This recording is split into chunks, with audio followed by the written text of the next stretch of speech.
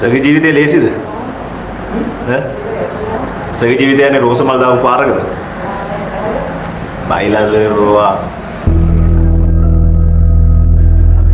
අපි පුංචි කාලේ දහම් පාසල් ඇති නළලේ අත්තියන් අහපු කතාව. හැබැයි ඒ තැන් වලත් ඕවා තිබුණා. කූඩුවේ ඇතුලේ ඉන්න මට සර් කියනවා සරල ජීවිතයක. පොඩ්ඩක් කූඩුවෙන් එහා පැත්ත පොඩ්ඩක් හැරිලා බලන්න සර්. මේ පැත්ත විතරක් බලන්න එපා. පාරේ පෙට්ටි කඩ කරන එක කඩකාරයා. බිල්ඩින් හදලා බෙන්ස් එක යන එක බිස්නස්. පාර අතු ගන්න මිනිහා වැඩකාරයා. ටයි දාලා ඔෆිස් යන එක සර්. සයිබර් කඩෙන් කන එක ගොඩේ හොටෙල් බුෆේ එකට අල්ලන එක. පොෂ්. අටපාස් එක අමෝඩයා සල්ලි දීලා ඉගෙන ගන්න පුළුවන් එක බුද්ධිමත.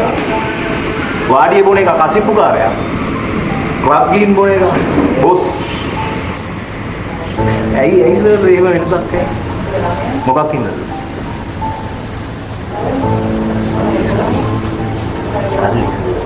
සල්ලි.